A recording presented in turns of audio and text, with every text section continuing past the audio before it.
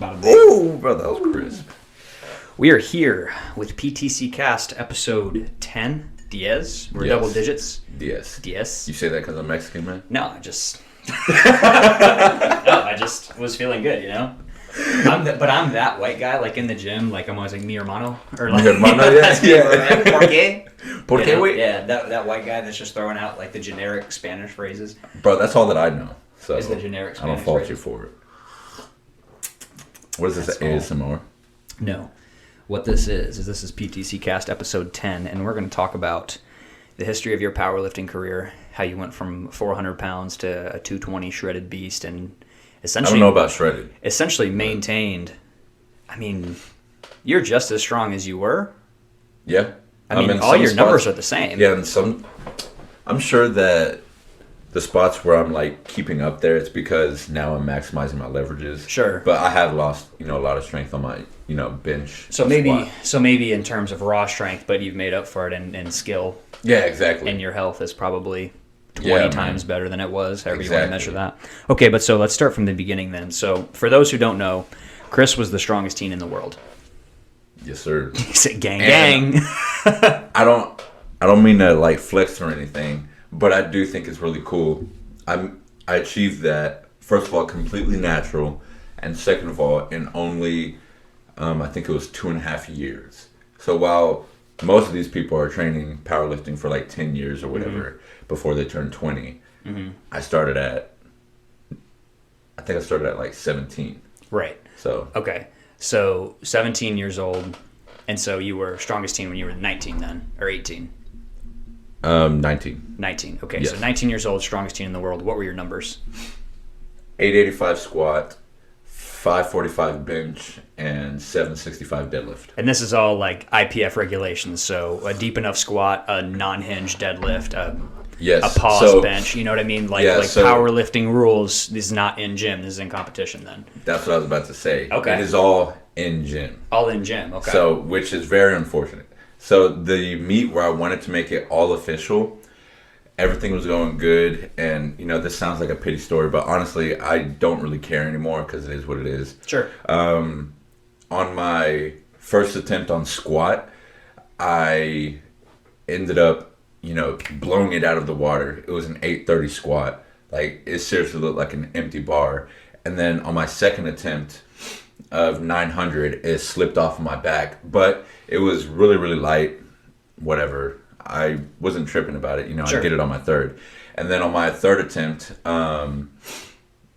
I unracked it and it kind of like slid down a little. So I re-racked it. And on the, when I got the squat command, went down good.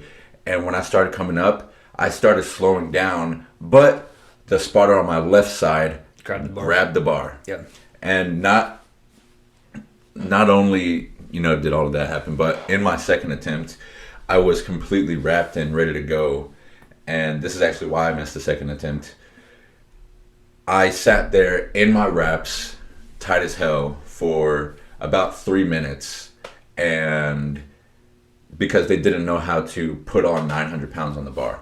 Like, they couldn't do the calculations or whatever. Mm-hmm. So for like 3 minutes, I had the wraps on. And finally, somebody from the crowd, it was probably like 5 minutes, somebody from the crowd was like, dude, put on this amount of the Eleiko plates. And so finally, they got it on. I took my wraps off. As soon as I took them off, bars loaded.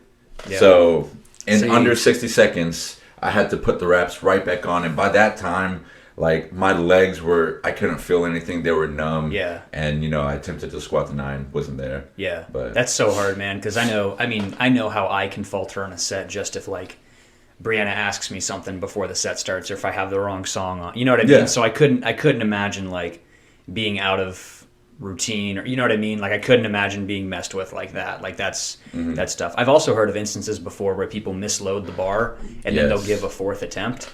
And so it's like, you got a fourth attempt, sure, but it's hey, not, you're toast, you know what I mean? So I've heard of scenarios like that before. But okay, so moving on, what were your other numbers in that meet?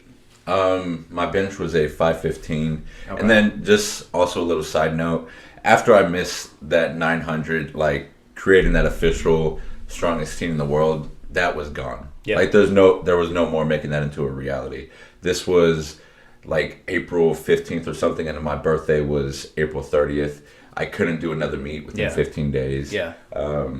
So that goal was gone. I honestly didn't really care about the rest of the meet, but I ended with a 515 bench and then a 635 deadlift. Okay. Which is 130 pounds less than what my deadlift should have been. Yeah, I was going to say, because I remember at the fundraiser at PAC. 725. We had done a fundraiser for a member at PAC, the first gym that Chris and I trained at together. And unfortunately, one of our members came down with a sickness, and so we did a fundraiser for him. And so one of the events for the fundraiser was for every pound you lifted, people would donate, X amount of cents or dollars or whatever. And so pulled 725 that day. So if people, pledged $1 a pound, that's $725. That's really cool. So, I guess I didn't even think about that. Yeah. So I think at the end of the day, we raised like 10 grand or something like that, which was so super awesome. cool. But anyways, kind of moving forward from there. So with all those numbers and all that strength, it all looks great on paper and it all sounds great to talk about.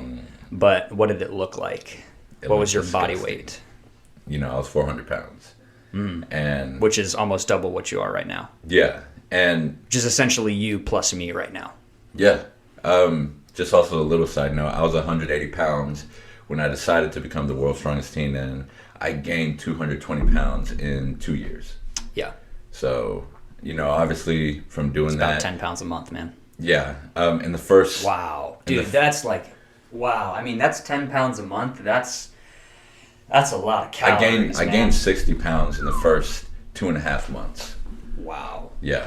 And those 60 pounds probably came from, after the first 30 days, because the first 30 days was just shoveling food into my body, but my body also just getting rid of it all. And you're obviously, naturally an athlete, right? And so when you first really started pounding on those first 60 pounds, my assumption is you probably still looked pretty lean up until you got maybe in the latter half of the 200s, right? Yeah.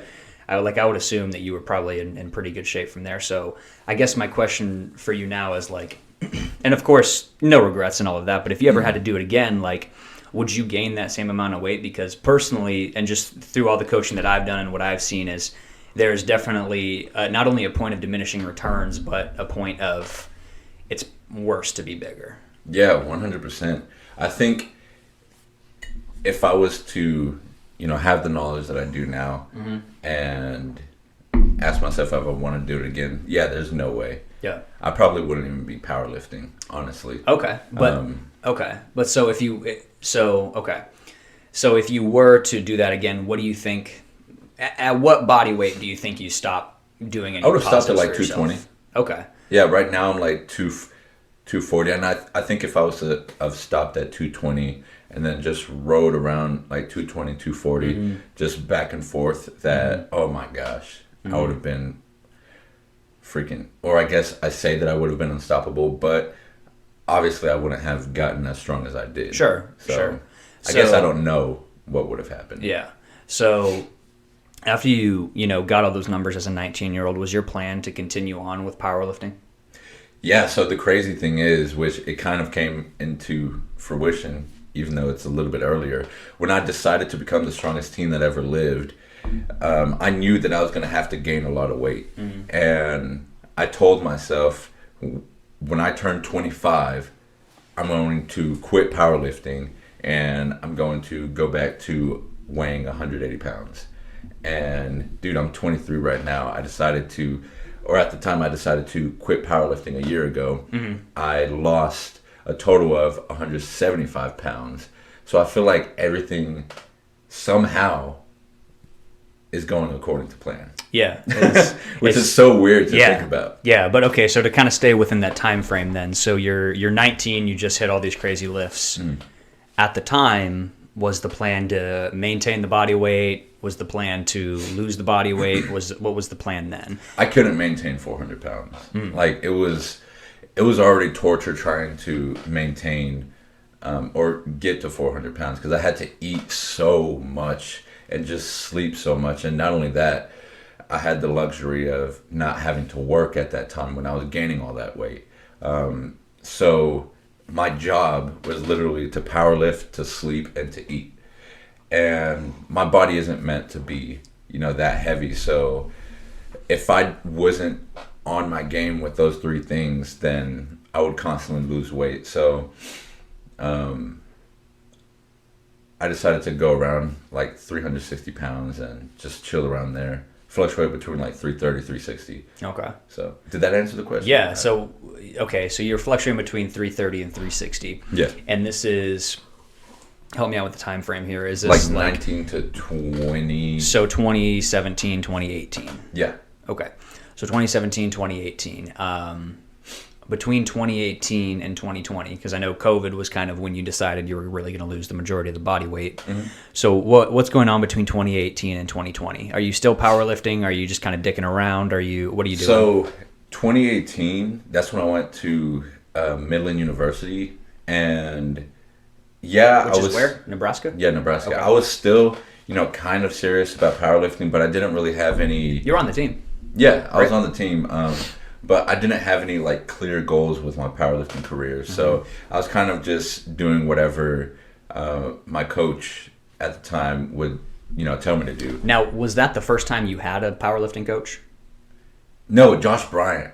He coached me as like the later part of my powerlifting teenage career. Okay. That meet where I wanted to make myself the official strongest teen, Josh Bryant actually brought me like under his wing to guide me through that whole process, which that dude is an amazing coach, and his coaching philosophy is like or his coaching practices are so just unconventional and so weird, but they work. In what ways? So usually what I've seen with a lot of coaches, or just the way that most people train, is they stick to conventional lifts, like let's say for squat, bench, deadlift. Yeah, exactly. But Josh Bryant, like he does sled drags, sled pushes. I can't think of a lot off my mind, but just very unconventional things that you wouldn't think would work for powerlifting. So he was maybe trying to keep you a little bit more athletic. Yeah, because the reason a lot of powerlifting coaches stick with that conventional approach is it's the principle of specificity, right? If you want to get better at squat, bench, and deadlift, you need to squat, bench, and deadlift, which makes sense. But you miss a lot of bases there. You don't cover everything you need to be doing to be a well-rounded athlete or to be the strongest team in the world. So it's really interesting that that unconventional approach is kind of not necessarily what got you there, but it was a big part of what got you there, I'm sure. Yeah, it really was. And were you relatively, injury-free through that time? Oh, yeah. The only injuries that I've gotten in my powerlifting career is a meniscus tear because my coach told me to bench in squat shoes. Which coach was this? Coach Tim from Midland University. Okay. So we're getting back to the Midland thing then. Yeah, which that, I guess, was probably my fault too. I kept on feeling it, but I kept on pushing it, and eventually And then another injury that I got, which actually wasn't from powerlifting, it was from rock climbing, was I slightly ripped this bicep, and then the next day, guess what I did? What? So after I did that, the next day I decided to attempt an 800-pound deadlift. How'd that go?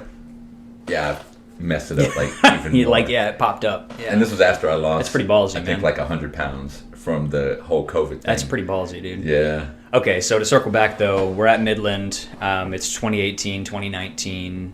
Did you compete much with them? Yeah, I competed a couple times. The first couple competitions were horrible because of my training philosophy. Like, I just wanted to go balls to the wall every single time. Of course, harder's better. Yeah, exactly. And in the actual meets, I wanted to, my first attempt be my current max, and just unrealistic expectations putting on myself. Yeah. One thing that I'm so grateful for when it comes to Midland is they instill hey,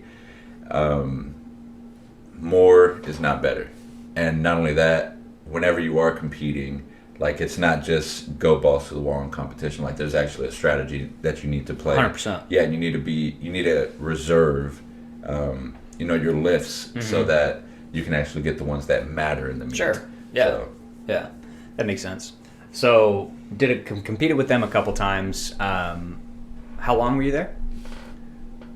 A year. Okay, and so what made you decide to stop powerlifting with them? Money. Okay, I gotcha. Yeah. I just didn't. Well, I saved money, but it was more of like the whole concept of college. Yeah. Like I just didn't like it. Okay, I gotcha. I was learning astronomy. Yeah. And art history, and I paid Yeah. them $20,000. Yep. To do that. Yeah, that's college, man. But okay, so as far as the powerlifting experience goes with them, I mean, would you consider it beneficial? What do you think? I think at the time it was negative just because of my outlook on life. But looking back on it, like they have an amazing powerlifting program. Really? Yeah, like the equipment, the actual coaching itself, the whole environment, like it's all for powerlifters. Yeah. And I love it.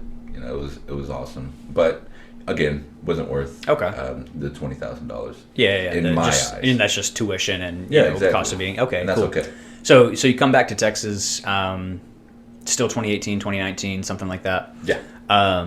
So where are we at now? Are we still powerlifting? What's the goal? What's the focus? So that's when I decided to get like serious in powerlifting. Sure. I kind of got realigned with my passion in powerlifting, and I started pushing myself even more and more in the gym. And I also decided to try a cycle. So just a very low cycle, but cycle of testosterone. And I attempted to do D-ball, but didn't like it. After a week of that, I couldn't even walk without crazy back pumps, and I was 360 pounds, so of course everything's just going to be worse, being sore. So what exactly was it that made you decide to take that step? Because obviously being having been the unofficial strongest team in the world, all these numbers, all these athletic endeavors, like you have this great foundation. So was that just to try to crank it up a notch? Did you feel like that was something you needed or something you wanted? I don't think it was something that I needed. I could have definitely gone in the long term. I think anybody can go in the long term. It's just whether you want to or not. Okay. And personally, I wanted to see, what my body could do if I was on stuff. I've waited this long. I've put in this much effort. Yeah, you had a better foundation than probably anyone else that has ever started.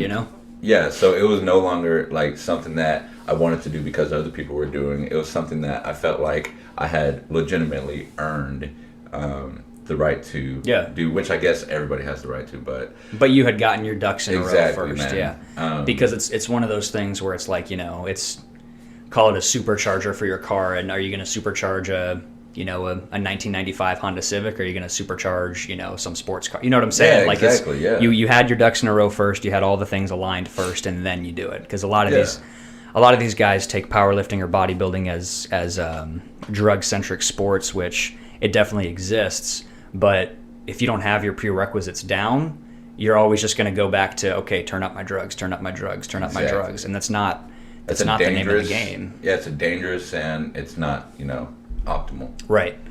Okay. So this is 2019. Got back from Midland, started some tests, a little bit of D-ball. Mm-hmm. Where are we at? What's going on? So that's when my strength started going.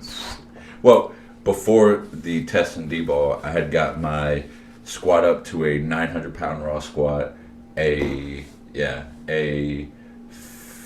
think my bench was still the same, like 545, and then my deadlift was up to it was still 765. Fuck. Yeah, so it was mainly my squat that improved, but you consider yourself a squat specialist, right? I love squat, yeah. Mm-hmm. Now, like, it's hard, because I don't have the body belly that I did. Yeah, you don't have the belly. Yeah, exactly, and it's fun still, though. Mm-hmm. I definitely like deadlift better now. But after I got on the test for, a couple weeks, I ended up squatting 965, deadlifting 805 for 2, and then benching 565.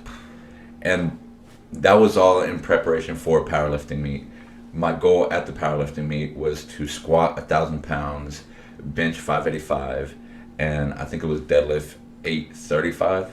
And I genuinely think I would have hit those numbers, but COVID happened, and I wasn't able to compete. Mm-hmm. So even the 965 squat, I had to do a week after squatting 945. Yeah. And that's hard. Yeah, exactly. That's really hard.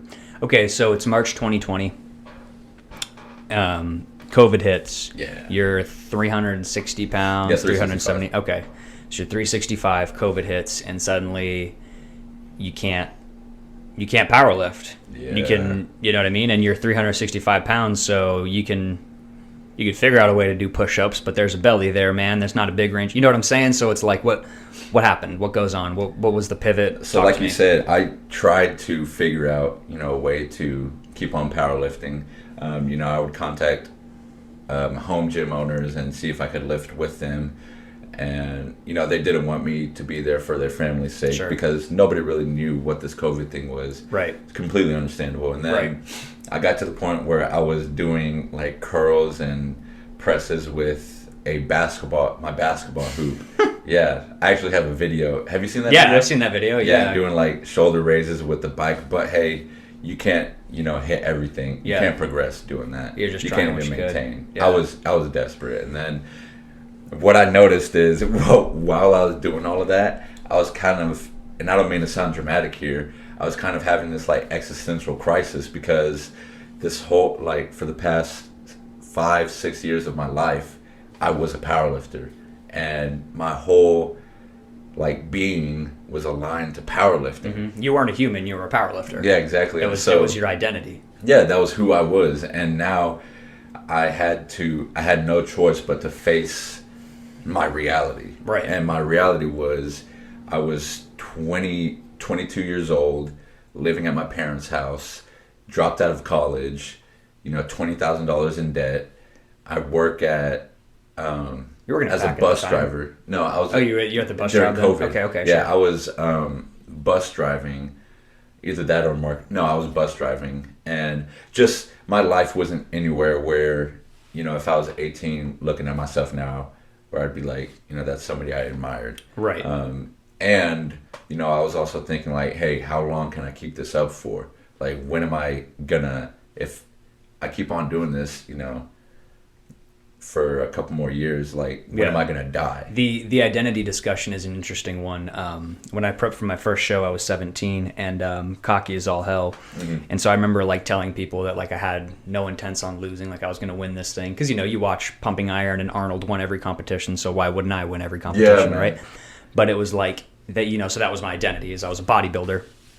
And I'll never forget placing 4 out of 4 at that show. And we've all been in our fair shares of like depressions and downs and stuff, but that was by far like one of the lowest of my life, was losing that show after identifying myself as a bodybuilder. It hurts. So it's just interesting how COVID hit and you were forced to take a real look in the mirror, because suddenly you couldn't do the thing that you were. I mean, if somebody asked you to tell you about you, you would say, I'm a power lifter. Yeah, I lift and I eat and I sleep. You know what I mean? So it just forces you to be like, oh, okay, here's what's going on. Mm-hmm. Okay, so we're in COVID. We've realized we can't power lift anymore. What's next? So it's either I stay a fat slob. Slob, wow. Yeah, I was a slob. And I wait until COVID's done, and then I continue on powerlifting. Mm-hmm. And, I squat 1,000 at the end of the year. And I hit those meet goals that I wanted to meet just at the end of the year. Sure. And then I continue on, whatever. I could choose that. Or I could get an early head start on what I wanted to do when I hit 25, which was to actually look good, feel good. And I started thinking about more than just my life, and I started thinking about like my mom, my brother, my sister, and the fact that I want to be there for them when they get older. I don't want them to like be at my grave because I was very irresponsible for a certain amount of years. Like that's not a future that I want for them. So when you were initially gaining that weight, and when you were up in that 350, 400 pound body weight bracket, were you consciously aware that like what you were doing to your health? Did you not care? Did you see it as a sacrifice? Did you think you'd just lose it later? Like where were you at with that? This is gonna sound really silly, but I took pride in it, like how unhealthy I was, and like because you were willing to sacrifice your health for the exactly sport. Yeah. But I'm sure that deep down I was just really hurt and just really depressed, and it was something that I wasn't ready to face. Yeah. But yeah, like I remember that first year, the first year I gained over 100 pounds. I think it was actually under the first 8 months or the first 6 months, I gained 100 pounds. Yeah. Jeez, man. And I remember there were so many nights where I couldn't even sleep because my heart rate was like at 150. Just trying to sleep. That's not walking. That's not running. Like that was me trying to sleep. A lot of people when they run, they look at their heart rate and it's 150. And that was me. And I would always ask myself, like, damn, maybe tonight's the night where I, kick the bucket and I die of a heart attack. And that was a serious thought that I had so many nights. As a 22-year-old man, No, that was when I was 18. Or 18. So as an 18-year-old, as you're sitting there having that conversation with yourself, like, sure, I'm performing all these crazy feats of strength, but what am I sacrificing for it? And when you realize, like, it could be your whole life, I'm sure it's a big eye-opener. It was worth it when I was 18. Mm-hmm. Yeah. Because I was looking at tomorrow. I was looking at the lifts that I can get next week. Yeah. But yeah, when COVID happened and I had to face my reality, it was not worth it. And so that's when I decided, or I was also listening to David Goggins, and he tells his story about losing, 100 pounds in 3 months, or I think it was over 100 pounds in 3 months. So I decided that, I wanted to lose 100, like him, lose 100 pounds in 3 months.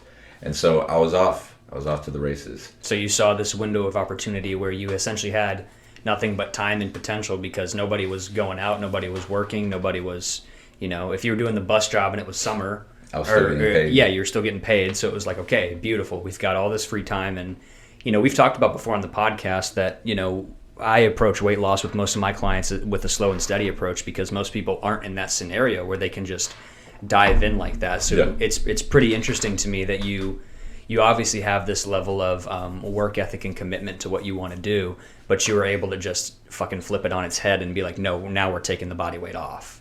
Yeah, I've always had in my life, when it comes to, I don't know if fitness is the right word, but when it comes to physical activity, I've always been like gung-ho with my physical activities. So when COVID came, powerlifting was my gung-ho physical activity for 5 years. And when COVID came and I didn't really have a physical activity, like in my soul, I needed something that I could work extremely hard every day to do. And, powerlifting could no longer fit that gap.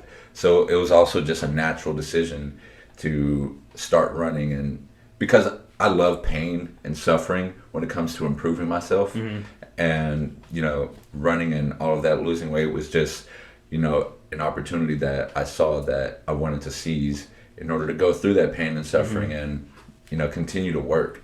Right. So you're able to spend, I'm trying to think, Texas was locked down for maybe 2 or 3 months. So essentially lockdown starts and you lose how many pounds by the time it's over? I don't know by the time it's over.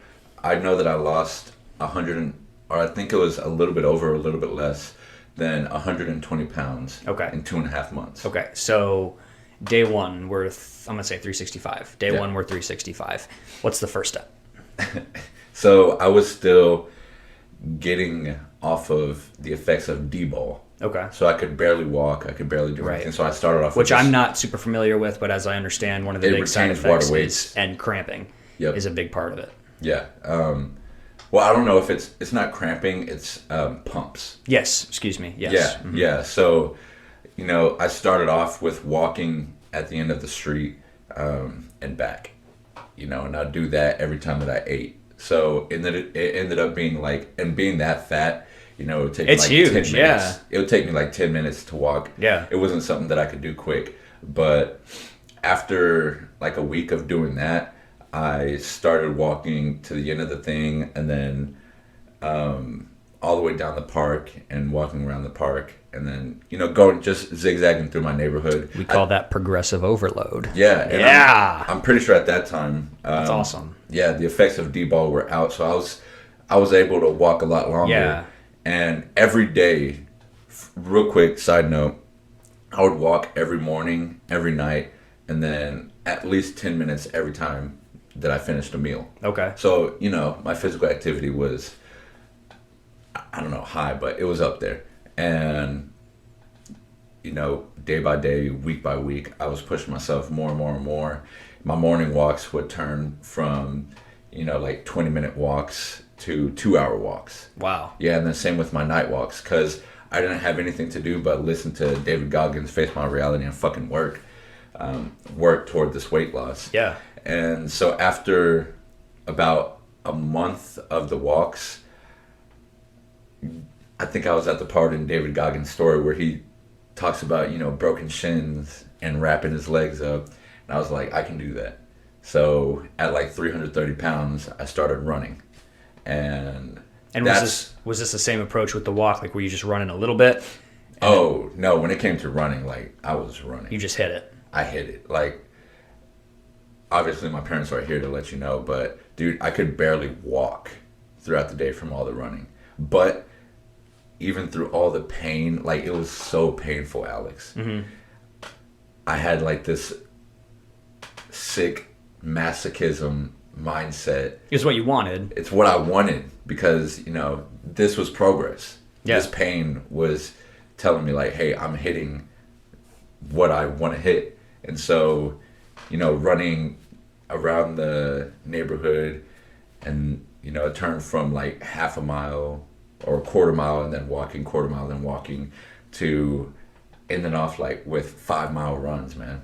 Wow. Yeah, dude. That's wild. Dude. And this was all while eating like 1,000 calories. And oh, so you were essentially starving yourself too, then. Oh yeah, yeah. Wow. It Dang, was seriously one of the best parts of my life. I'm That's not gonna lie. wild. Yeah. And when your body's just in this zone where it has, you know, whatever hundreds of pounds of fat to work with as energy storage. Wow. That's wild, man. Yeah, so my cardio consisted of walking, and I didn't say this, but I also brought my elliptical in my room. Walking, going on the elliptical, and running. And I would never have like any rest times. When I was in my room, I was on the elliptical. When I wasn't on the elliptical, either I was running outside, eating, or it's nighttime and I'm sleeping. Like, there was... So you're just always moving. Yeah, and, you know, I wasn't really... When I say eating, I wasn't even really eating. You know, like, I was barely eating. Mm-hmm. And I was just moving. Mm-hmm. Pain. Just digging deep. And, yeah. That's wild, man. Damn. Were you doing any kind of like squats, push-ups? Like, were you doing anything? No, I did zero. You were just cardioing it for a few months then? Yeah, just like strictly cardio. Wow.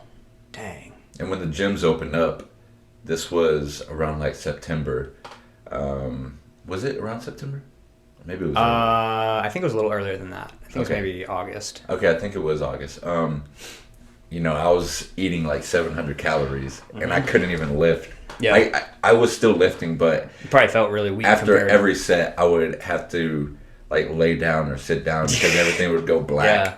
But then I'd get up and go right back at it. That's wild, man. Yeah, man. And then that's when you were telling me, like, Chris, eat more. Yeah. Like, because I started gaining more weight, and I stopped, you know, just everything was going to shit. And then you're like, Chris, eat more. And as soon as I started eating more, the weight started just coming right back off, man. Yeah, you can't play that game forever of just beating the shit out of your body. Eventually, it catches up to you. Mm-hmm. And I found that's what a lot of people are actually in that scenario. Is they think that, oh, because I did the 1,000 calories a day and I lost 10 pounds in a month, that's the way I have to keep doing it forever.